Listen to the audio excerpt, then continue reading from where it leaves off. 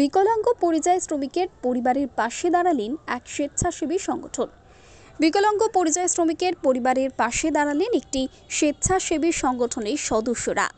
মালদা জেলার হরিশ্চন্দ্রপুর ১ নম্বর ব্লকের ভিঙ্গল গ্রাম পঞ্চায়েতের রহমতপুর গ্রামের বাসিন্দা মান্নান আলী বাড়িতে প্রায় ১ মাসের খাবার তুলে দেওয়া হয়।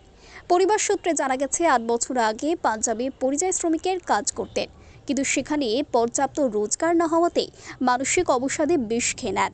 স্থানীয়দের উদ্যোগে সেখানে স্থানীয় হাসপাতালে ভর্তি হয়ে প্রাণ ফিরে পেলেও আজীবনের মতন বিকলাঙ্গ হয়ে যান তিনি। হারিয়ে ফেলেন কর্মক্ষমতা। এরপর গ্রামে ফিরে আসেন।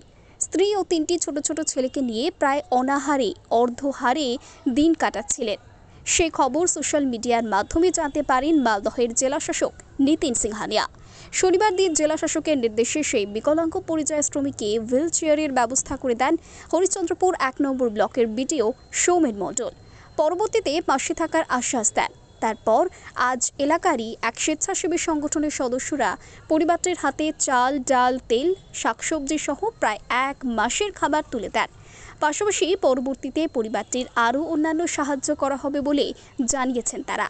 স্বেচ্ছাসেবী সংগঠনের এক সদস্য অসিত কুমার সাহা বলেন, আজকে আমরা রহমতপুর গ্রামের মান্নান আলীর বাড়িতে গিয়েছিলাম। সে চলাফেরা করতে পারে না, পরিবারের একমাত্র উপার্জনকারী ছিল সে। আমরা এই কথা জানতে পেরে আজ তার বাড়িতে গিয়ে সংগঠনের পক্ষ থেকে চাল, ডাল, তেল, শাকসবজি সহ প্রায় ১ মাসের খাবার দিয়ে এলাম। আমি সবাইকে অনুরোধ করব যেন তারাও পরিবারটির পাশে দাঁড়ায়। পরবর্তীতে আরও কোনো সহযোগিতা লাগলে আমরা পরিবারটির পাশে আছি। বিকলাঙ্গ পরিযায়ী শ্রমিকের স্ত্রী চাঁদনি খাতুন বলেন, ওই বাইরে ব্যবসা করছিল, সেখানে ব্যবসায় লস হয়ে যায়। সেই শোকে বিষ খেয়ে নিয়েছিল। তারপর চিকিৎসা চলতে চলতে হঠাৎ তার দুটো পা চলাফেরা বন্ধ হয়ে যায়। কিভাবে সংসার চালাবো, 3টে ছোট সন্তানকে নিয়ে ভাবতে পারছিলাম না। আজকে আমাদের এখানকারই এক স্বেচ্ছাসেবী সংগঠন সদস্যরা তারা এসে আমাদের 1 মাসের খাবার দিয়ে গেল। তারা খুব উপকার করে গেছে। এইভাবে বিপদে আমাদের পাশে থাকার জন্য ধন্যবাদ জানাই তাদের।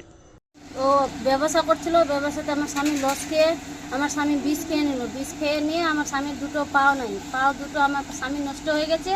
এখন আমি আমাদের গ্রামের ছেলেগুলো যে আছে জানতে পারলো, বিভিন্ন জায়গায় ভালো ভালো কাজ করে এখন জানতে পারলো যে ও চলতে পারে না, তো এখন আসেনি আমাদের কাছে রেশন পানি সব কিছু দিয়ে গেলো, বিভিন্ন জিনিস সামান।